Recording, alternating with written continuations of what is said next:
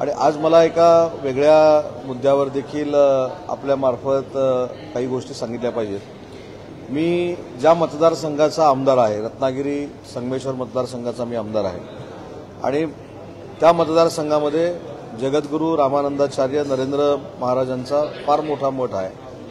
तर त्या संदर्भामध्ये ज्या पद्धतीनं माजी विरोधी पक्षनेत्यांनी काही टीका टिप्पणी केलेली आहे, एकेरी भाषेमध्ये उल्लेख केलेला आहे, मला असं वाटतं हे योग्य नाही। कारण मी स्वतः तो मठ बघतो, तिथे येणाऱ्या लोकांची संख्या बघतो।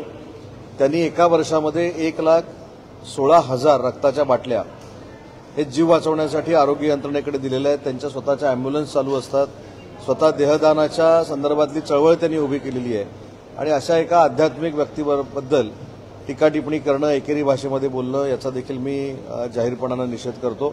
मला असं वाटतं की हिंदुत्वाच्या बाबतीमध्ये त्यांनी घेतलेली भूमिका ही जर कोणाला पटत नसेल तर त्यांनी त्यांच्या मार्गाला जावं, परंतु हिंदुत्वाची त्यांची भूमिका ज्यांना पटते, अनेक ठिकाणी त्यांनी तशा पद्धतीची प्रवचनं देखील केलेली आहेत। लाखो लोक त्याला उपस्थित राहतात, ज्यांना पटतं ते लोक त्या ठिकाणी जातात। त्यामुळे त्याच्यावर आक्षेप घेण्याचा अधिकार लोकशाहीमध्ये कोणालाच नाही आहे आणि म्हणून मला असं वाटतं की ज्या पद्धतीनं सामाजिक काम ती ट्रस्ट करते, म्हणजे सांगताना कदाचित आपल्याला आश्चर्य वाटेल की शासनाची अँब्युलन्स पोचायच्या अगोदर नॅशनल हायवेवर नरेंद्र महाराजांच्या ट्रस्टची अँब्युलन्स पोचते।